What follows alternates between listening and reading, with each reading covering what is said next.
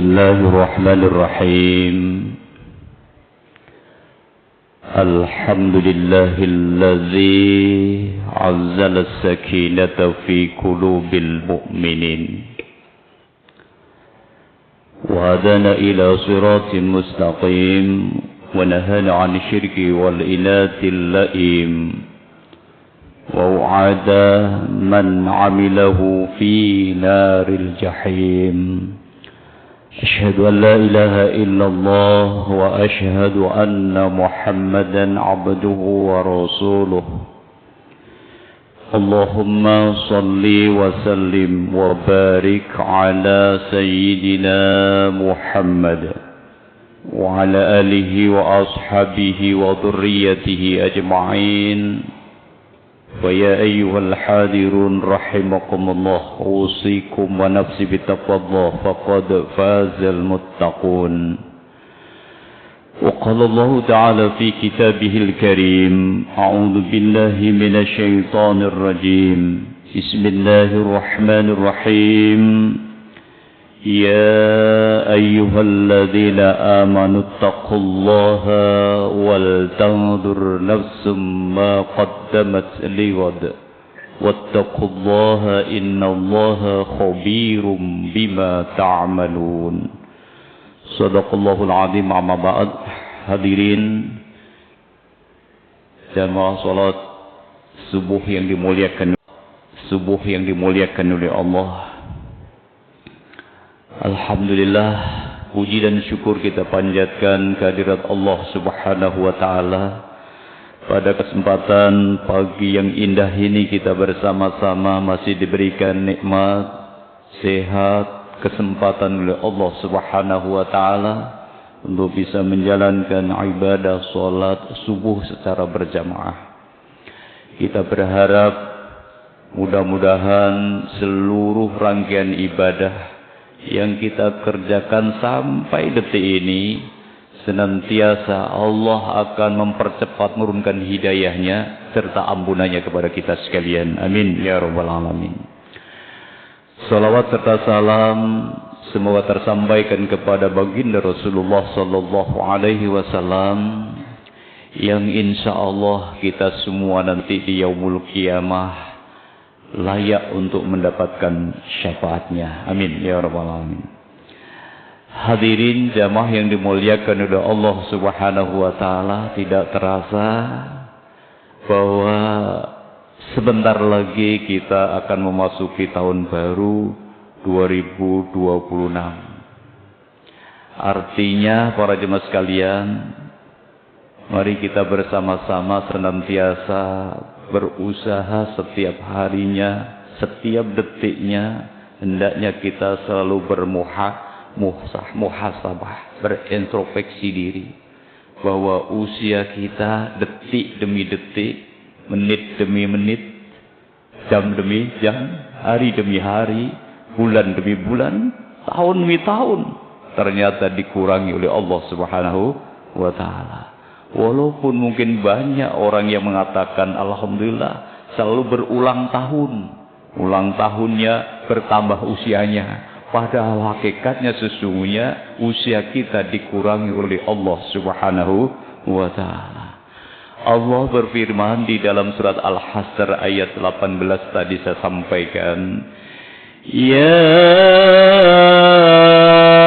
ayyuhalladzina amanu taqullah. Diserukan oleh Allah, wahai orang-orang yang beriman, bertakwalah kepada Allah. Kita ini orang yang beriman. Secara hakikat orang yang sudah beriman kepada Allah, Rasul mengatakan insya Allah kita ini bakal calon surganya Allah Subhanahu wa ta'ala. Siapa yang mengatakan la ilaha illallah, yakin orang itu pasti dijamin surganya Allah Subhanahu wa ta'ala. Ini ada orang yang berpikir simpel, Pak. Ya. Simpelnya gitu. Wah, Islam itu mudah katanya. Mudahnya gimana? Pokoknya nanti kalau aku mau meninggal, langsung mengucapkan la ilaha illallah. Sekarang Antar aja lah nanti kalau sudah mau mati gitu ya. Kalau sudah sakaratul maut baru saya akan ucapkan itu. Akan dijamin oleh baginda Rasul surganya Allah. Ngapain susah-susah? Para jemaah sekalian, mari kita analisa ya. Kalimat la ilaha illallah itu tidak semudah yang kita pikirkan seperti itu. Apakah kira-kira Bapak Ibu sekalian, nun sewu ya, apakah kita ini kira-kira nanti ketika menghadapi sakaratul maut sanggup mengucapkan kalimat itu? Tapi kalau kita bayangkan para jemaah sekalian, baginda Rasulullah sallallahu alaihi wasallam yang maksum, bebas dari perbuatan dosa saja, ketika menghadapi sakaratul maut, putri tercintanya saja, bukan hanya putrinya, malaikat Jibril saja tidak sanggup melihat baginda Rasul menghadapi sakaratul maut. Coba kira-kira seperti kita ini kira-kira bagaimana nanti? Sanggupkah kita mengucapkan kalimat tauhid? Insya Allah, mudah-mudahan ya. Insya Allah kalimat tauhid yang akan muncul dan tiba-tiba sanggup kita ucapkan nanti adalah kalimat tauhid syahadah yang selalu kita laksanakan ketika kita melaksanakan ibadah sholat. Jadi kalau nggak sholat, jangan kira langsung nanti bisa mengucapkan kalimat itu. Insya Allah bagi kita yang sudah istiqomah menjalankan ibadah sholat dengan rutin, setiap tasawuf kita pasti berbaiat di hadapan Allah. Asyhadu an la ilaha illallah wa asyhadu anna Muhammadar Rasulullah. Itulah barangkali yang insya Allah mengantarkan kita nanti mudah ketika kita sakaratul maut bisa mengucapkan kalimat itu. Jadi kalau kita beranggapan mudah Islam itu nanti kalau mau meninggal saja mengucapkan kalimat syahadat, belum tentu para jemaah sekalian. Karena baginda Rasulullah SAW sudah mengatakan kalimat la ilaha illallah. Andai kata ada mizan timbangan untuk mengukur berapa beratnya kalimat tauhid itu, dunia seisinya insya Allah masih berat kalimat tauhid itu. Untuk itu para jemaah sekalian kita pertahankan dengan melakukan ibadah sholat setiap waktu ini. Kita usahakan semaksimal mungkin jangan sampai kita abaikan. Sudahlah, sesibuk apapun hidup ini, sisihkan waktu untuk menghadap Allah Subhanahu wa ta'ala. Jangan kita mengabaikan. Sebab Allah katakan di dalam Al-Quran, fawailul lil musallin alladzina hum an salatihim sahun. Jangan sampai kita ini menyepelekan ibadah sholat. Sudah, totalitas kita ini hidup mengabdikan diri kepada Allah. Fa insya Allah ibadah sholat itulah yang akan menghantarkan kita nanti di yaumul qiyamah. Kita akan diselamatkan oleh Allah Subhanahu wa ta'ala. Baginda Rasul mengatakan, awwalu ma yuhasabu bihil abdu yaumul qiyamah as-sholah. Pertama kali yang akan dihisab, dihitung oleh Allah nanti yaumul qiyamah, tidak harta kita Bapak Ibu sekalian ya. Tidak harta kita dulu ditanyakan oleh Allah, tetapi justru yang pertama ditanya oleh Allah adalah bagaimana sholatmu, bagaimana sholat kita ini. Masya Allah. Itu para jemaah sekalian, ayo kita sama-sama hari ini insya Allah sebentar lagi kita tinggalkan tahun 2025, kita insya Allah masuk 2026. Mudah-mudahan dipanjangkan usia oleh Allah SWT. Amin ya. Apa yang harus kita lakukan? Muhasabah. Ya Allah, selama ini ibadah salat kita ini kurang ya Allah. Jangan merasa kita ini sudah bagus ibadah kita. Harus introspeksi diri bahwa ibadah salat kita ini kurang bagus. Caranya gimana? Salat yang bagus itu para jemaah sekalian, Allah katakan di dalam surat Al-Mu'minun. Insya Allah sudah paham semua. Qad aflahal mu'minun. Allah jamin, sungguh Allah bersumpah akan kujamin hidupnya bahagia. Siapa itu? Alladzina hum fi sholatihim khosyi'un, yaitu hamba-hambaku yang melaksanakan sholat dengan khusyuk. Para jemaah sekalian, pertanyaan kita, Monggo sarang-sarang kita ini analisa. Kira-kira ketika kita takbir itu yang muncul dalam pikiran apa? Allahu Akbar. Apa kira-kira yang muncul? Yang tidak pernah kita pikir ternyata setan menggoda kita. Terlintas dalam pikiran kita. Itulah hebatnya setan. Walaupun kita sedang menghadap Allah, setan akan senantiasa selalu membisikkan hati kita. Agar supaya pikiran kita ini tidak konsentrasi menghadap Allah Subhanahu wa ta'ala. Untuk itu para jemaah sekalian, mari kita bersama-sama memperbaiki ibadah sholat kita. Ya. Dengan cara bagaimana? Banyak kajian-kajian tentang sholat khusyuk. Tentu itu akan menghantarkan minimal ada peningkatan. Insya Allah tahun 2026 ini ketika kita mau introspeksi diri saat ini, insya Allah tidak ada yang tidak bisa. Kalau di dalam kitab Ihya Ulumuddin karangan Imam Al-Ghazali bab sholat, artinya sekalian nanti silakan dibuka ya. Ketika kita menginginkan ibadah sholat dengan khusyuk, di sana ada persyaratan minimal 6. Tapi kalau saya terangkan 6 insya Allah sampai siang nanti ya. 3 saja yang saya sampaikan. Insya Allah ini bisa mengantarkan kita nanti untuk menambah kualitas ibadah sholat kita. Kata Imam Ghazali, kalau kita ingin sholat kita semakin meningkat kualitasnya, yang pertama, mari kita bersama-sama sadari, ketika kita menghadap Allah, ketika kita menjalankan ibadah sholat ini, turunkan tensi kita ini. Turunkan atensi kita ini sehingga apa? Insya Allah dengan kerendahan. Insya Allah dengan kerendahan hati. Karena bagi Imam Ghazali mengatakan, inna sholata tamakkunun wa tawadhu. Sholat itu sesungguhnya adalah kerendahan hati. Jadi ketika kita ini sedang bersiap untuk mengadakan komunikasi dengan Allah, rendahkan kesombongan kita ini, hilangkan sementara ya. Kita akan menuju kepada Allah Subhanahu wa ta'ala. Yang muncul adalah kerendahan hati. Ketika kita sudah melaksanakan sof ya, sawu sufufakum ya.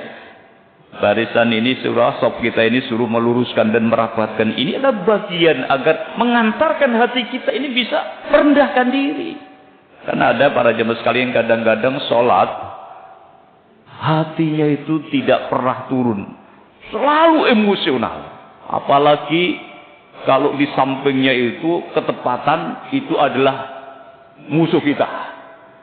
Kira-kira bisa kita bayangkan Bapak Ibu sekalian. Ketika panjenengan sholat, ternyata di sampingnya kita adalah orang yang selalu menyakiti hati kita. Kira-kira apa yang terjadi? Konflik dalam batin kita ini, kenapa harus dia yang di samping saya? Sehingga untuk merapatkan saja, tak sanggup dia itu. Kenapa? Itulah, karena dia masih membawa ego, bahwa dirinya belum bisa merendahkan hati kita ini. Pak insya Allah, sampai takbir, mulai dari takbir sampai salam, orang yang masih seperti ini yakin tidak akan pernah bisa khusyuk. Kenapa? Karena masih membawa dirinya, akunya masih ada dalam diri kita ini. Ini kata Imam Ghazali, ayo kita sama-sama ketika kita berangkat dari rumah menuju tempat ibadah, hilangkan semua perasaan apapun terhadap orang lain ini. Walaupun mereka itu selalu menyakiti kita, rendahkan hati kita ini. Kita sama-sama di hadapan Allah Subhanahu wa ta'ala. Ketika bersaf ini kita harus turunkan. Kita ini tidak ada apa-apanya di hadapan Allah. Tidak ada lagi pangkat, tidak ada lagi derajat, apapun tidak ada. Yang ada hanya inna akramakum indallahi atqakum. Orang yang dimuliakan Allah itu adalah orang yang selalu dekat kepada Allah. Atqakum itu, ini hati, bersihkan hati kita ini. Insya Allah kalau sholat kita sudah seperti itu, minimal sudah 1 kita dapat poin. Alhamdulillah. Ketika berdampingan dengan teman kita satu jamaah, merasa indah, senang gitu. Tidak merasa kita ini waduh risau menghadapi kepada orang lain. Untuk itu ketika kita masuk masjid ini harus sudah hilangkan semuanya itu. Kalau perlu untuk latihan, cari. Ketika kita akan sholat ini musuh kita. Latihan. Supaya apa? Supaya pandangan bisa merasakan, wah ternyata begini rasanya orang sholat kalau berdampingan dengan musuh kita ini. Ya.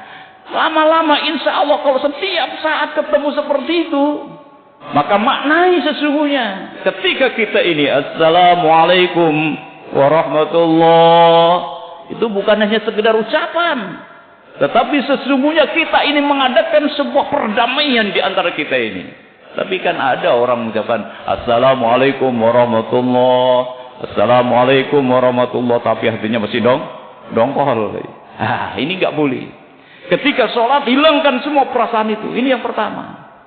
Kemudian yang kedua yang harus kita lakukan adalah ayo kita berusaha untuk memahami makna apa yang kita ucapkan ketika sholat. Monggo, Bapak Ibu sekalian, kira-kira sudah berapa persen dari takbir sampai salam yang sudah bisa kita maknai? Itu adalah upaya untuk kita senantiasa konsentrasi berhubungan dengan Allah Subhanahu wa Ta'ala. Ketika kita belum bisa, ya barangkali, ya kalau bisa kita analisa, orang itu kalau hanya bisa menyampaikan, membaca atau melafalkan, ya. Kalau baginda Rasul ketika awal pertama mendapatkan wahyu adalah Iqra bismi rabbikal ladzi khalaq. Iqra itu membaca.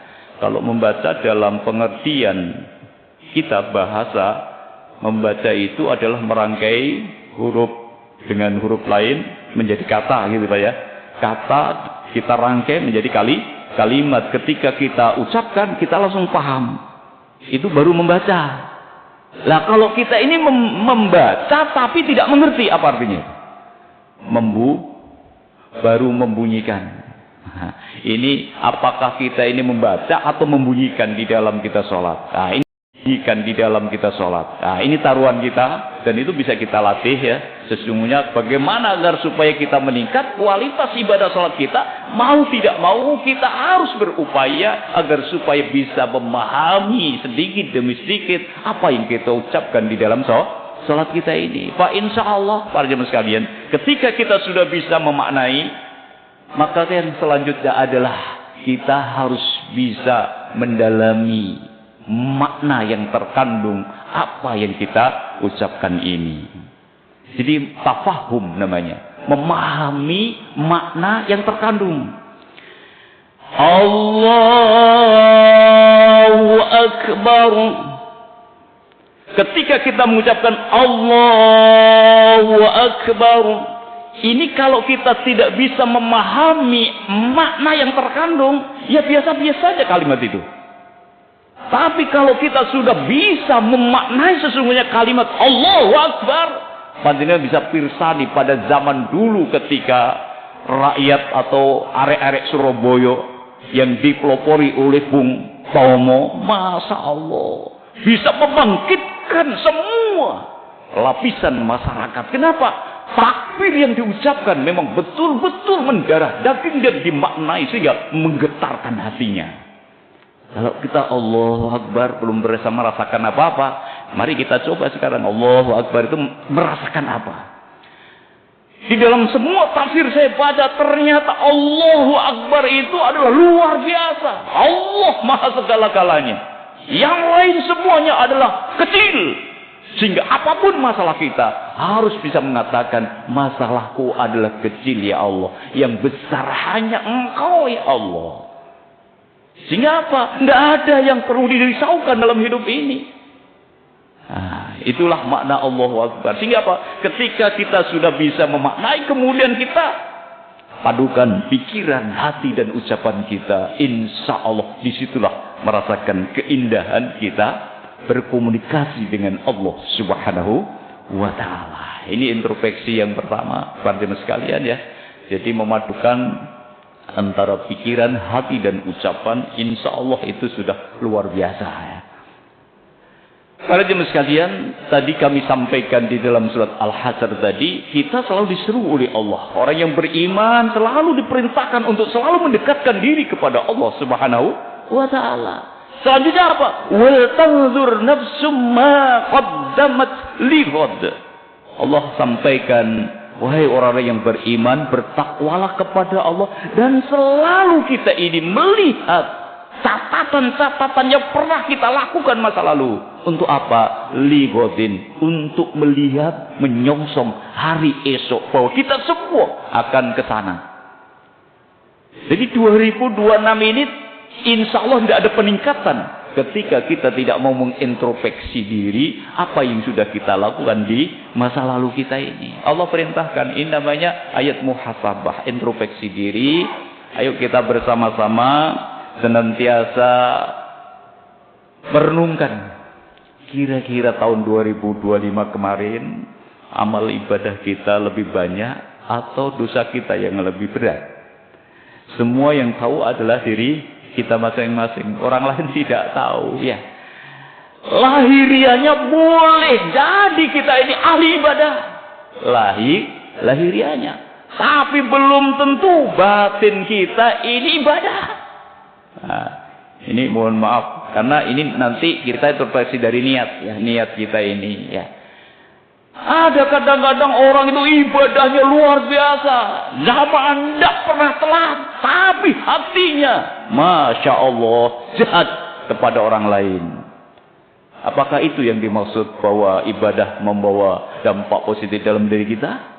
Allah katakan, Inna sholata tanha 'anil fasya' wal munkar. Sesungguhnya sholat yang benar itu pasti Allah akan bebaskan kita ini dari perbuatan keji dan mungkar. Tapi kenyataannya ya Allah, kadang-kadang kita suka menggunjing, memfitnah, ya, menghibah dan lain sebagainya. Padahal sudah sholatnya bagus. Ada sholatnya itu rajin, tidak pernah telat ibadah jamaahnya. Tapi mulutnya ini, ya Allah, sekali ucap langsung menyakiti tetangganya. Naudzubillah min dzalik, ya Allah, sudah sholat tapi kenapa mulutnya begitu? Tapi kenapa mulutnya begitu? Itu tidak sedikit Bapak Ibu sekalian di antara kita ini ya. Tapi mudah-mudahan kita semuanya ini bisa introspeksi diri ya. Ayo kita bersama-sama upayakan ketika kita sudah ibadah, munculkan nilai-nilai ibadah dalam konteks kehidupan kita sehari-hari. Memunculkan akhlakul karimah. Jangan malah justru sudah sholatnya bagus tapi tiap hari marah-marah mulu. Jangan ya. Ayo kita turunkan atensi kita ini sehingga kita ini betul-betul tawadhu kepada Allah Subhanahu wa taala. Kelihatan antara orang yang ahli ibadah dengan mereka yang tidak ahli ibadah. Ada tuh orang yang tidak pernah ibadah tapi sosialnya luar biasa, peduli terhadap orang lain, banyak luar biasa. Tapi ada orang yang ahli ibadah tapi nggak peduli sama sekali terhadap yang lain. Nah, untuk itu inilah koreksi kita pada pagi hari ini menjelang tahun 2026 ya. Ayo kita bersama-sama sadari semuanya kalau kita mau nyadari fa insyaallah masih diberikan kesempatan oleh Allah Subhanahu wa taala. Di dalam kitab Nasaihul Ibad ya, yang dikarang oleh Imam Nawawi ya, dikatakan di sana itu luar biasa ya. Hadis itu memang banyak yang mengatakan tidak sahih ya. Tapi kalau didalami makna yang terkandung adalah tidak menyimpang sama sekali dengan makna yang diharapkan dalam Al-Quran dan hadis baginda Rasulullah Sallallahu Alaihi Wasallam. Katanya di dalam kitab itu dikatakan tanda orang celaka itu ada 4. Mudah-mudahan nanti, mohon maaf kalau nanti ada kesalahan kami diluruskan ya. Alamatus syaqawati arba'atun. Tanda manusia celaka dalam hidupnya itu ada 4. Yang pertama adalah nisyanud dzunubil madiyah wa hiya indallahil mahfudhah. Yang pertama katanya orang yang celaka itu adalah orang yang senantiasa melupakan dosa-dosa kesalahan masa lalu, padahal dosa kesalahan kita itu semua disimpan di sisi Allah Subhanahu wa taala. Jadi Bapak Ibu sekalian, Allah katakan dalam Al-Quran, "Faman ya'mal mithqala dzarratin khairan yarah, wa man ya'mal mithqala dzarratin syarran yarah." Kaitannya ayat itu. Bahwa apapun yang kita kerjakan dalam hidup ini, baik itu kebaikan maupun keburukan sekecil apapun, walaupun satu dzarrah ya, maka semua nanti akan dikembalikan oleh Allah dalam kehidupan akhirat nanti kepada kita sekalian. Kita akan rasakan nanti. Kalau itu berbuat dosa, dikembalikan azab Allah Subhanahu wa taala. Kalau itu berbuat kebaikan, diberikan kenikmatan oleh Allah Subhanahu wa taala. Untuk itu introspeksi kita pada pagi hari ini, sanggup nggak kita mengoreksi diri kita masing-masing? Tahu apa tidak kita kira-kira tentang dosa dan kesalahan 1 tahun yang lalu? Jujur ya. Mari kita jujur terhadap diri kita masing-masing. Jangan kita memohongi ya. Ketika kita bohong, fa insyaallah tidak akan bisa menemukan yang ada perasaan saya sudah alhamdulillah setiap saat kita sudah memenuhi panggilan Allah ya. Tapi ketahuilah para jemaah sekalian, dosa-dosa yang kita lakukan ini tidak terlepas dari pengawasan Allah Subhanahu wa taala. Sehingga apa? Ya harus kita sadari. Makanya baginda Rasulullah sallallahu alaihi wasallam itu maksum. Maksum itu bebas dari perbuatan dosa. Tapi baginda Rasul walaupun maksum, sehari semalam baginda Rasul tidak lepas beristighfar kepada Allah 70 sampai 100 kali. Baginda Rasul, Nabi dijamin masuk surga tiap hari beristighfar tidak kurang dari 70 sampai 100 kali. Kira-kira kita berapa kali Bapak Ibu sekalian? Ayo kita sama-sama sadari. Kenapa? Karena baginda Rasul ini menginginkan beliau itu, apakah tidak boleh saya bersyukur kepada Allah Subhanahu wa taala? Sampai istrinya pun menegur itu, ya Rasul, kenapa? Engkau kan dijamin surga oleh Allah. Tapi kenapa di malam hari sujud sampai kakinya bengkak? Itu kira-kira kita gimana Pak? Bu, banyak kita ini kaki kita bengkak. Tapi bukan akan sujud sama Allah. Bukan akan sujud sama Allah. Tidak kebanyakan bersujud kepada Allah. Tetapi karena kolesterol ya Pak ya. Karena asam urat ya. Ya mudah-mudahan semua itu adalah wasilah ya. Ketika itu kita maknai, apapun yang terjadi, sakit yang kita rasakan, sesungguhnya itu adalah cara Allah, cinta Allah kepada kita agar kita selalu cepat kembali kepada Allah Subhanahu wa taala. Itu namanya sakit yang barokah Pak. Ya Bu ya. Sakit yang barokah adalah sakit di mana itu menghantarkan kita selalu menyebut asma Allah Subhanahu wa taala. Ada enggak orang sakit malah misuh sama Allah? Menyalahkan Allah. Banyak kan? Ya Allah, diberi sakit tidak sadar-sadar, Masya Allah. Sampai sudah mau menjelang ajal pun malah menyalahkan Allah Subhanahu wa taala. Na'udzubillah min dzalik. Jangan sampai. Sakit yang barokah adalah ketika kita diberikan sakit dari Allah, kita semakin dekat dengan Allah Subhanahu wa taala, banyak menyebut asma Allah Subhanahu wa taala. Sakit yang seperti itulah yang akan menghancurkan dosa-dosa kita. Jadi kalau sakit itu kita hanya marah-marah dulu, tambah dosa kita. Tapi kalau kita menyebut asma Allah, insya Allah itulah lantaran sakit dosa kita diampuni oleh Allah Subhanahu wa taala. Untuk itu mari Bapak Ibu sekalian coba nanti ditulis ya, mengidentifikasi kesalahan dosa-dosa tahun 2025. Kira-kira ketemu berapa nanti? Jangan merasa tidak ada. Jangan ya. Kalau kita sudah merasa tidak ada, ini bahaya Pak. Yakin ke depan tidak akan lebih daripada itu. Tapi kalau kita merasa betul, sadar betul, fa insya Allah masih ada waktu untuk menambah. Ini namanya planning Pak. Jadi membuat rencana ke depan kita harus lebih baik daripada hari ini. Kan begitu ya. Ketika kita sudah Islam, mukmin, kemudian kita ihsan. Ketika kita sudah ihsan, selalu berupaya, berusaha bahwa hari ini harus lebih baik daripada hari kemarin. Esok harus lebih baik daripada hari ini. Itulah muhsin. Jadi kalau kita sudah muhsin, insya Allah selalu ingin berbuat yang terbaik.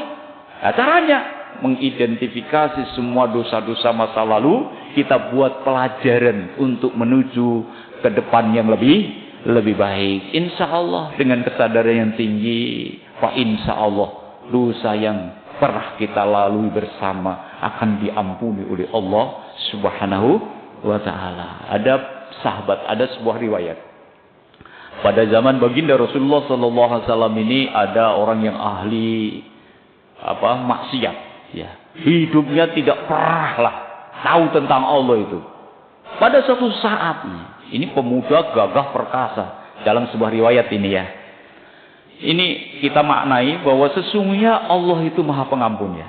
Pada saat itu anak pemuda ini menangis di hadapan baginda Rasulullah sallallahu alaihi wasallam. Nangis sejadi-jadinya. Sampai baginda Rasul merayu kepada pemuda ini. Wahai pemuda, kenapa engkau menangis seperti itu? Tidak mau menjawab. Tetap menangis terus di hadapan baginda Rasulullah. Apakah dosamu lebih besar daripada dunia seisinya? Anak ini menyampaikan, ya Rasul, dosaku lebih besar daripada dunia seisinya. Nah terus apa dosamu? Tidak mau jawab. Terus didesak oleh baginda Rasul. Akhirnya baginda Rasul bilang gini, apakah dosamu lebih besar dari keagungan Allahu Akbar? Baru anak ini sadar, ya Allah, ya Rasulullah, Allahu Akbar, Allah Maha Besar katanya. Kalau begitu ceritakan apa dosamu sehingga kamu menangis seperti ini. Artinya bahwa anak pemuda ini menangis karena sudah menyesali semua dosa-dosanya. Dalam sebuah riwayat pemuda ini setiap hari Bapak Ibu sekalian, tugas perbuatannya selalu kalau ada orang meninggal pasti dibongkar dan diambil kain kafannya. Pada zaman itu Pak, kita balik pikiran kita zaman itu Pak ya. Zaman Rasulullah itu wah luar biasa itu, kain kafan itu mahal harganya gitu ya. Ternyata pada satu saat terakhir kalinya ada seorang gadis cantik yang meninggal Pak. Pemuda gagah perkasa, belum punya keluarga, ada gadis meninggal, malam dibongkar. Ketika diambil kain kafan, telanjang pula. Apa yang terjadi kira-kira? Ternyata pemuda ini dengan nafsunya menggauli mayat ini. Naudzubillah min dzalik. Insyaallah enggak ada di Indonesia ini ya. Yang ada ya sinten kemarin yang mau ngambil jantungnya mayat itu ya, ingin kekebalan itu. Sumanto ya. Sumanto ngambil, ya Allah membongkar makam ya diambil jantungnya untuk kekebalan. Kalau ini enggak. Digauli ini si mayat gadis cantik ini, pulang malam mimpi didatangi oleh si mayat ini. Wahai pemuda katanya, kenapa engkau aku nodai sedangkan aku telah disucikan oleh saudara-saudaraku. Aku telah disolatkan, dimandikan oleh saudara-saudaraku. Aku sedang menghadap Allah. Kenapa aku nodai? Di saat itulah pemuda ini menangis. Akhirnya menyesal menghadap baginda Rasulullah sallallahu alaihi wasallam. Akhirnya baginda Rasul pun apa? Marah, marah baginda Rasul. Kalau begitu kamu tadi ampuni dosamu.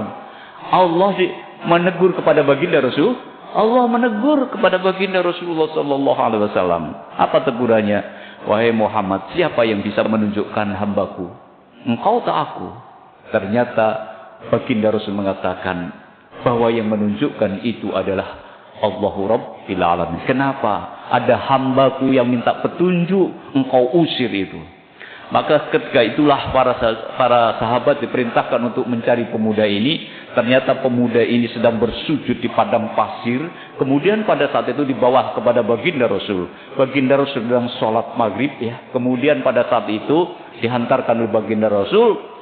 Baginda Rasul sedang sholat. Pada saat baginda Rasul membaca surat setelah sholat Fatihah, maka pemuda ini adalah meninggal dunia di hadapan Allah dengan kondisi telah menyadari diri. Inilah para jemaat sekalian, artinya bahwa kesadaran diri untuk mengakui kesalahan tidak akan mengulang kembali, insya Allah masih ada waktu diterima oleh Allah Subhanahu wa Ta'ala. Sehingga apa? Masih ada kesempatan. Kuncinya supaya kita ini menyadari, harus paham dulu, tahu dulu apa sih dosa saya ya. Ketika kita belum tahu dosa saya yang kita laksanakan, insya Allah nggak bisa menangis kita menghadap Allah ya. Tapi kalau kita sudah sadar dosa saya seperti ini, ya Allah, pasti ketika sholat kita akan menangis itu. Kenapa? Karena kita menyesal dengan perbuatan itu. Tapi kalau kita tidak pernah tahu tentang kesalahan dosa itu, insya Allah ya sholat saja gitu ya. Sehingga banyak orang sholat hanya ritual saja, hanya sekedar formalitas mengukurkan sebuah kewajiban. Insya Allah kualitas ibadah kita akan kita bangun seperti itu. Sehingga apa? Tahun 2026 nanti insya Allah sholat itu merupakan sebuah kebutuhan yang dibutuhkan ruh kita ini untuk senantiasa dekat dengan Allah Subhanahu wa Ta'ala. Yang pertama, jangan pernah kita melupakan kesalahan, dosa-dosa yang pernah kita lakukan. Mari kita buat dosa-dosa kesalahan itu untuk memacu diri ke depan agar lebih baik lagi, terhindar dari perbuatan-perbuatan dosa kedua kalinya. Jadi nomor 2 adalah wa zikrul hasanatil madiyah wa la yadri uqbilat amrudat. Ini penting. Katanya di dalam kitab itu mengatakan wa zikrul hasanatil madiyah. Orang yang suka selalu membicarakan, mengingat-ingat kebaikan masa lalunya, padahal kebaikan ibadah yang kita lakukan ini sesungguhnya kita tidak tahu diterima atau ditolak oleh Allah Subhanahu wa Ta'ala. Artinya para jemaah sekalian, ibadah kita ini ya Allah sampaikan di dalam Al-Quran, wa ma umiru illa liya'budullaha mukhlishina lahuddin. Ibadah yang kita laksanakan ini harus semata-mata karena Allah Subhanahu wa Ta'ala, bukan karena siapa-siapa.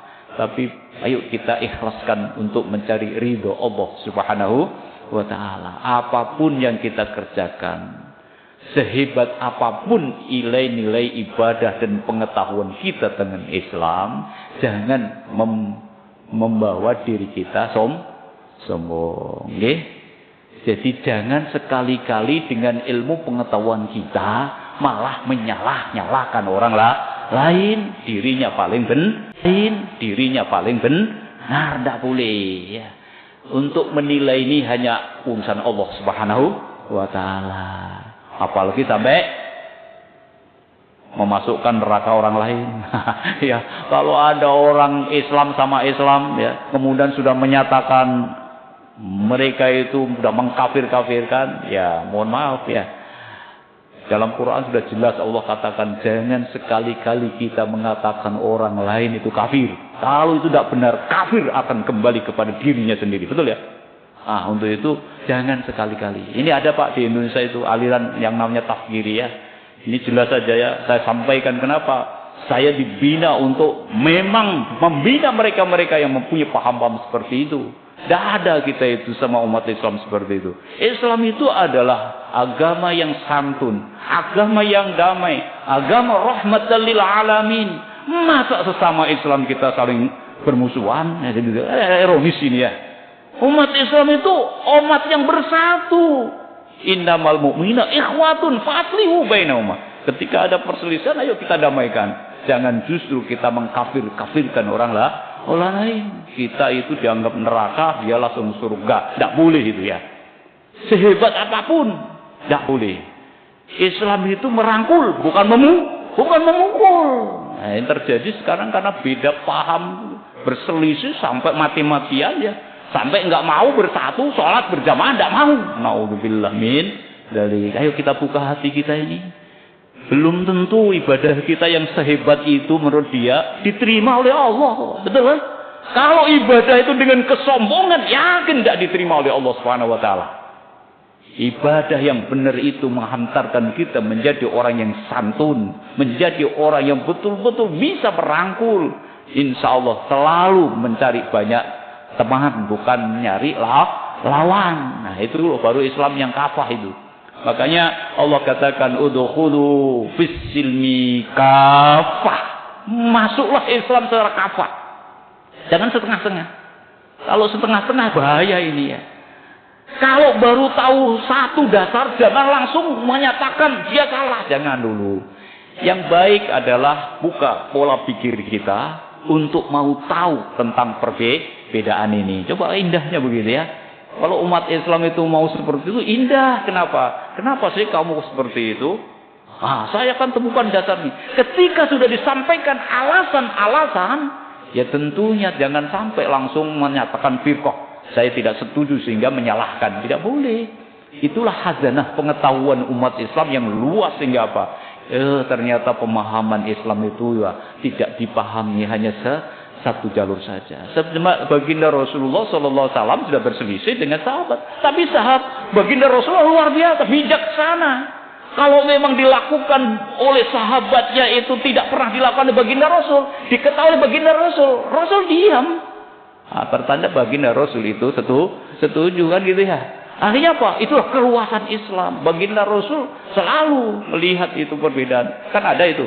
Dalam sebuah riwayat baginda Rasul lagi sholat. Di belakangnya itu ada orang yang melaksanakan doa yang tidak pernah disampaikan oleh baginda Rasul. Sampai baginda Rasul itu nanya, siapa tadi yang berdoa seperti itu? Tidak ada yang berani menjawab, takut sama baginda Rasul. Tapi baginda Rasulnya bijaksana. Aku tadi melihat seluruh malaikat Allah mencatat doa itu. Artinya apa? Tidak pernah dilakukan oleh baginda Rasul, tapi dilakukan oleh sahabat. Malah baginda Rasul mengatakan, malaikat-malaikat di atas sana senang dengan doa yang kamu lakukan. Wah, kan beda dia. Nah, artinya apa? Bahwa Islam harus kita pahami secara universal. Sehingga apa? Khazanah pengetahuan kita akan luas. Sehingga kita ini betul-betul rahmat lil alamin. Insya Allah kalau itu kita laksanakan, indah itu Islam itu. Kenapa sampai sekarang ini Gaza hancur kok? Diam semua. Kenapa Pak? Bu? Kenapa Palestina hari ini hancur ya? Kenapa negara-negara Muslim? Ya, ayo. Ya mudah-mudahan Allah memberikan pertolongan. Amin ya. Rabbal alamin. Ya. Dengan doa-doa kita yang selalu panjatkan tadi ketika sholat subuh tadi. Ya kita memanjatkan doa ya. Saudara-saudara kita yang tertindas di Palestina. Itu memang harus kita laksanakan terus. Kalau memang kita tidak bisa berbuat apa-apa karena jauh. Doa minimal. Insya Allah. Doanya kita ini diijabahi oleh Allah Subhanahu wa ta'ala. Ya. Memasuki agama itu harus secara universal. Jangan sampai nanti terjerumus pada 3 hal. Yang pertama. Orang yang memahami Islam hanya sepotong-potong Pak akan terjerumus pada 3 hal. Yang pertama yaitu fanatisme. Fanatik wajib Pak. Kita harus mengatakan inna dina 'indallahil Islam. Agama kita adalah agama yang paling benar. Wajib hukumnya. Tapi walaupun wajib lakum dinukum waliyadin. Tidak boleh paksakan kepada siapapun. Tidak boleh memaksa-maksa. Gitu. Ya sudah biarin. Ya. Biar memahami agama yang mereka yakini seperti apa. Ketika kita sudah saling memahami, insya Allah kita tidak terjerumus dalam dunia fanatisme itu paham yang suka itu tadi Pak. Menyalah-nyalakan orang lain itu. Merasa dirinya paling suci, paling benar. Merasa paling hebat sehingga orang lain salah semua. Itu namanya paham fanatisme. Karena saking fanatiknya sehingga mentiadakan yang lain. Bahaya kan? Di Indonesia ini sudah berkali-kali kita ini dijajah seperti itu. Sesama kita umat Islam. Mulai dari bom Bali dan sampai terakhir masih muncul lagi. Ya Allah. Kemarin di komplek kita anak-anak remaja sudah bom. Nah meledak di komplek tentara. Alhamdulillah. Ini kenapa? Terpapar radikal ini loh. Jadi orang kalau sudah paham agama itu sudah radikal akan terjadi seperti itu. Makanya alhamdulillah. Mudah-mudahan jamaah kita diselamatkan oleh Allah Subhanahu wa ta'ala. Yang kedua tahayul, Pak. Jadi orang yang memahami agama setengah-tengah akan masuk dalam dunia tahayul. Tahayul itu apa? Masih mempunyai anggapan ada kekuatan selain dari kekuatan Allah Subhanahu wa ta'ala. Kita harus menggantungkan bahwa iyyaka na'budu wa iyyaka nasta'in. Kita itu menyembah hanya kepada Allah dan minta tolong hanya kepada Allah. Buktinya umat Islam kita masih banyak orang-orang dikasih ujian Allah datang kepada dukun. Usaha, mendirikan usaha perdagangan datang ke dukun. Banyak enggak Pak? Masya Allah, saya melihat sendiri. Kemarin di medsos ada itu. Ada orang yang jualan bakso. Naudzubillah ya. Mudah-mudahan ada di bakso keliling, ada orang tuan rumah beli, untung ada CCTV, ini bukan fitnah ya, ada CCTV, karena ingin laris dagangan baksonya, setiap mangkok pasti diludahi. A'udzubillah min dzalik. Terjadi loh ya, masuk medsos itu. Ini kan berarti ada di antara kita memahami Islamnya ini enggak secara menyeluruh. Sehingga apa? Masih punya anggapan supaya ada pelaris, dia memakai aji-aji yang diminta sama dukun. Na'udzubillah min dzalik. Baginda Rasul mengatakan, siapa yang datang kepada dukun, datang saja. Datang saja. Hati-hati ini Bapak Ibu sekalian ya. Kemudian mereka itu beribadah, insya Allah selama 40 hari 40 malam. Ibadahnya tidak diterima oleh Allah Subhanahu wa Ta'ala. Na'udzubillah ya. Jangan sampai kita ini sakit ya sakit, serahkan kepada Allah. Karena apa? Yang membuat sakit adalah Allah. Boleh kita ke dokter, monggo silakan berusaha, tetapi jangan sekali-kali punya keyakinan bahwa yang menyembuhkan adalah dokter. Tidak boleh Pak, hancur itu iman kita. Itu semua adalah karena lantaran dokter, karena dokter diberikan ilmu oleh Allah ya tentang bagaimana obat dan lain sebagainya, racikan itu, maka Allah lah yang menyembuhkan. Buktinya kalau memang dokter yang menyembuhkan, teman dokter juga meninggal. Mestinya kan disakti ya, karena udah tahu segalanya, betul tak? Iya, mati juga. Kenapa? Karena semua itu adalah dari Allah Subhanahu wa Ta'ala. Barang siapa yang mempercayai kepada dukun, maka itulah yang disebut murtad. Dan insya Allah dosanya tidak diampuni oleh Allah Subhanahu wa Ta'ala. Keras Islam itu harus tegas ya. Kenapa? Jangan sampai iman ini kita gadaikan ya.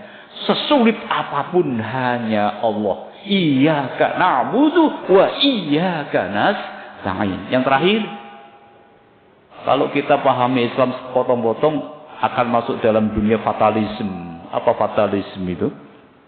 Ya fatal. Mudah menyerah Pak. Menurut saya tidak mau usaha, duduk manis lah, kalau Allah ngasih makan pasti datang sendiri. Ini namanya fatalisme. Banyak orang yang punya paham seperti itu. Zaman setelah baginda Rasul juga muncul itu paham-paham itu. Itulah yang disebut paham Jabariyah. Ada paham Qadariyah yang mengutuskan akal pikiran, semua tergantung akal kita. Ada yang pokoknya urusan Allah, hidup mati terserah Allah. Memang iya, di dalam bayat kita inna sholati wa nusuki wa mahyaya wa mamati lillah. Tetapi kita diwajibkan untuk berusaha dan doa. Jadi jangan langsung pangku tangan menjadi beban tanggung jawab orang lain. Itu namanya fatalisme. Para jemaah sekalian yang dimuliakan Allah, itu tadi yang kedua ya. Jadi orang yang celaka adalah orang yang sombong terhadap amal ibadahnya, pada amal ibadahnya tidak sama sekali kita tahu diterima atau ditolak oleh Allah Subhanahu wa Ta'ala. Kemudian yang ketiga, wa nadruhu man fawqahu fid dudah. Ini kasus dunia modern. Kata kitab itu, orang kalau hidupnya di dunia ini senantiasa selalu melihat orang lain lebih enak daripada dirinya. Ini namanya apa? Punya penyakit iri dan dengki. Pasti hancur ya. Makanya orang yang punya sifat seperti itu pasti hidupnya tidak pernah dibahagiakan oleh Allah. Itu namanya orang pelit. Orang pelit tahu ya? Orang pelit. Orang pelit itu tidak akan pernah dibahagiakan oleh Allah. Pasti disesarakan dengan tindakannya itu sendiri. Untuk itu mari kita bangun ya, tahun 2026 nanti kita harus mau berbagi kepada orang lain. Bersyukurlah kepada Allah. La in syakartum la azidannakum wa la in kafartum inna azabi lasyadid. Kan begitu ya ayat Ibrahim ayat 9 itu. Artinya apa? Ketika kita ini dunia selalu melihat ke atas, fa insyaallah kita tidak akan mampu bersyukur kepada Allah. Padahal sesungguhnya bersyukur kepada Allah, mau berbagi kepada Allah itu luar biasa. Pernah ada Nabiullah namanya Nabi Musa.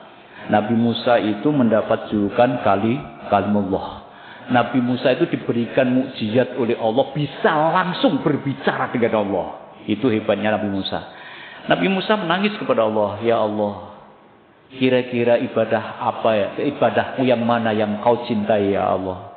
Apakah sholatku, apakah puasaku, atau sedekahku? Allah menjawab, wahai Musa, sholat itu untuk dirimu sendiri, agar kamu terbebaskan dari perbuatan keji dan mungkar. Puasa Puasa itu juga untuk dirimu agar supaya kamu terbebaskan dari angkara murka. Agar kita ini bisa mengendalikan nafsu desa. Aku sangat mencintai ibadah yang kau lakukan ketika engkau bisa membuat orang lain tersenyum. Aku berada di sisinya. Oh, itu Allah. Allah itu berada di sisi orang yang mana orang itu tersenyum karena ibadah kita. Apa itu Pak namanya? Sodako. Perbanyaklah mumpung masih ada waktu untuk sodako. Allah abadikan di dalam Al-Quran ya. Ada orang itu sudah diambil Allah ya, dicabut nyawanya oleh Allah Subhanahu wa taala, gitu. Kemudian minta, ya Allah, berikan aku waktu sesaat saja untuk hidup kembali. Yang akan dilakukan bukan sholat Pak, bukan haji, ya. Tetapi fa'asaddaqa wa akum minas sholihin. Ya Allah, pasti ya Allah, seluruh sisa hartaku di dunia akan kusedekahkan semua. Kenapa? Ternyata orang setelah dicabut nyawanya itu sudah diperlihatkan seluruh amal-amal ibadahnya selama hidup di dunia. Amal yang paling tinggi derajatnya di hadapan Allah adalah orang yang mau berbagi kepada orang lain. Untuk itu, mari kita bersama-sama upayakan. Setiap hari, kalau perlu sebelum matahari terbit, panjenengan sudah bisa menemukan 1 atau 2 orang. Atau untuk kebaikan sedekah, untuk kemakmuran masjid dan lain sebagainya. Itu luar biasa. Pasti dijabah oleh Allah Subhanahu wa ta'ala. Suka itu. Nah, untuk itu, orang yang melupakan, orang yang selalu hidupnya selalu melihat ke atas, tidak pernah bersyukur kepada Allah. Orang ini dijamin hidupnya akan disengsarakan oleh Allah Subhanahu wa ta'ala. Saya pernah menyampaikan, sudah dibaca apa belum Bapak Ibu? Baca buku kesehatan mental, belum? Di dalam buku kesehatan mental dikarang oleh Profesor Yahya Derajat itu, saya baca, senang sekali saya baca itu. Ternyata apa? Di antara kriteria orang sehat mental itu adalah orang yang suka memberi kepada orang lain. Masya Allah, luar biasa. Mari kita uji. Mari kita uji mental kita nanti baik. Kalau kita nanti baik, kalau panjenengan ada ibu-ibu, kalau nanti di rumah minggu-minggu biasanya banyak orang datang ya, sampean buka pintunya atau ditutup? Buka Bu, kalau mau seminggu, hari Minggu buka itu. Kan nggak minta yang besar-besar, yang kecil-kecil ya. Alhamdulillah, syukur-syukur pada siang hari panas terik matahari, ada seorang ibu-ibu gitu ya, gendong putranya, sekelak gitu, terus panjenengan ampirkan, Bu silahkan masuk. Terus panjenengan sendukan itu air jus apa gitu ya. Terus panjenengan paring kira-kira ya apa? Minumnya sampean lihat mereka minumnya itu. Sampean itu ngiler nanti. Kenapa? Masya Allah. Itulah yang nanti itu akan membahagiakan. Allah pasti senang sekali itu para orang ini ya. Ini ujian mental ya. Apakah mental kita sehat atau enggak ya, di situ ujiannya. Kalau panjenengan ada datang di hadapan panjenengan kau bentak, padahal hanya minta yang kecil-kecil, berarti kita termasuk nggak sehat itu mentalnya ya. Sukanya kita menerima tapi tidak pernah memberi. Nah, ada nggak ini? Datang Bu. Oh nggak datang ya, alhamdulillah ya. Jangan, kita harus bisa memberi. Jangan suka meminta, menerima, tapi banyaklah memberi. Insya Allah hidup kita selalu dibahagiakan oleh Allah Subhanahu wa ta'ala. Makanya dalam hadis Rasulullah sudah jelas itu, orang yang dermawan itu disukai oleh Allah, dicintai oleh Allah, dan insya Allah dekat dengan surganya Allah Subhanahu wa ta'ala, dan insya Allah banyak temannya. Betul ya? Sedangkan orang yang pelit itu insya Allah tidak disukai Allah, jauh dengan surganya Allah, dan tidak disukai oleh banyak manusia. Kenapa? Ya, sesama manusia aja nggak suka. Hewan pun dulu nggak suka kepada orang yang pelit. Betul Pak ya? Iya. Hewan itu ngerti, orang pelit sama orang dermawan itu ngerti. Bener itu ya. Silakan nanti diuji gitu. Kalau nanti panjenengan lagi goreng ikan mujair gitu ya. Iya toh. Kira-kira ini kucing ini kan tahu nih. Sukaannya kan makan gitu ya. Ya ternyata menunggu ini ya. Kalau nggak dagingnya ya tulangnya lah nggak apa-apa gitu ya. Ternyata tulang-tulangnya, kepala-kepalanya tidak disampaikan. Ya malah justru kucingnya yang dibentak-bentak ya. Itu namanya orang pelit ya. Nggak boleh ya. Kita harus jadi orang yang dermawan. Makanya kuncinya adalah masalah dunia. Harus kita melihat ke bawah. Bagaimanapun, apapun, kita harus bersyukur kepada Allah Subhanahu wa ta'ala. Kemudian yang terakhir menurut saya karena waktunya terbatas, yang terakhir adalah wan nadharu ila man dunahu fiddin. Masalah agama jangan disepelekan. Ayo kita melihat orang aplikasi nilai ajaran agama kepada orang yang seperti kita ini rajin, ya, istiqomah dalam menjalankan agama. Barometer ukuran daripada aplikasi nilai ajaran agama harus di atas kita. Jangan melihat orang yang kualitas agama jadi di bawah kita. Kalau di bawah kita akan menjadi malas, ya. Malas, pasti akan malas. Kalau ada sumbangan itu jangan lihat yang sedikit gitu Pak ya. Karena ditulis biasanya kan itu yang melihatnya yang paling bawah, yang paling kecil. Ya. Jangan kalau melihat yang paling gede gitu ya. Wah ini baru ujian iman ini. Kalau nggak ngelihat ke atas berarti ya itu tadi kelemahannya kita ya. Apalagi sampai datang lagi, wah sudah untuk kegiatan agama sudah marah-marah ya. Insya Allah hidupnya nggak sejahtera itu, nggak bisa memaknai makna keindahan kita beragama. Kenapa? Ya masih perhitungan, ya. Masih perhitungan ibadah, masih dapat apa nanti saya. Jangan, ya.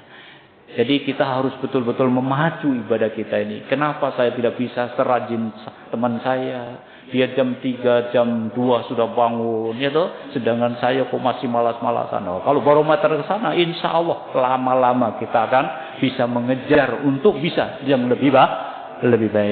Barangkali itu Bapak Ibu sekalian yang dapat saya sampaikan. Terima kasih atas segala perhatian dan mohon maaf atas segala kekurangannya. Kalau ada salah itu adalah semua itu dari pribadi saya. Kalau ada benar itu ada dari Allah Subhanahu wa taala. Mudah-mudahan kita semua bisa diberikan kemampuan untuk bisa mengamalkan dalam kehidupan ini sehingga insyaallah kita akan senantiasa dibarokahi hidup kita kembali kepada Allah menjadi hamba-hamba Allah yang husnul khatimah. Amin ya rabbal alamin. A'udzubillahi minasyaitonir rajim. Bismillahirrahmanirrahim. Allahumma shalli wa sallim wa barik ala sayyidina Muhammad walhamdulillahi rabbil alamin. Allahumma inna nas'aluka imanan da'ima wa qalban khashi'an wa yaqinan shadiq wa lisanan dzakira wa amalan shalihan maqbula wa rizqan wasi'an halalan thayyiba.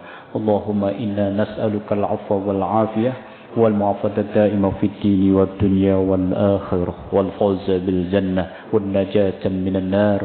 Rabbana atmim lana nurana waghfir lana innaka 'ala kulli syai'in qadir. Allahumma a'inni 'ala dzikrika wa syukrika wa husni ibadatik. Rabbana atina fid dunya hasanah wa fil akhirati hasanah wa qina adzabannar. Walhamdulillahi rabbil alamin. Terima kasih. Ngapunten, mohon maaf. Di situ ada mic. Masih ada yang perlu diperjelas Bapak Ibu? Tidak ada.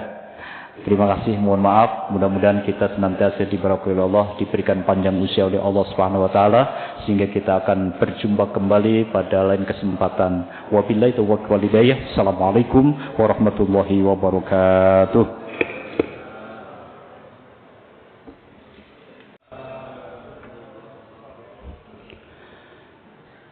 Bismillahirrahmanirrahim. Alhamdulillahilladzi azzala as-sakinata fi qulubil mu'minin wa hadana ila siratin mustaqim wa nahana 'anil syirki wal inatil la'im wa wa'ada man 'amilahu fi naril jahim. أشهد أن لا إله إلا الله وأشهد أن محمدا عبده ورسوله. اللهم صل وسلم وبارك على سيدنا محمد وعلى آله وأصحابه وذريته أجمعين. ويا أيها الحاضرون رحمكم الله أوصيكم ونفسي بتقوى الله فقد فاز المتقون. وقال الله تعالى في كتابه الكريم أعوذ بالله من الشيطان الرجيم بسم الله الرحمن الرحيم. يا أيها الذين آمنوا اتقوا الله ولتنظر نفس ما قدمت لغد واتقوا الله إن الله خبير بما تعملون. Sadaqallahul azim. Amma ba'd. Hadirin jamaah salat subuh yang dimuliakan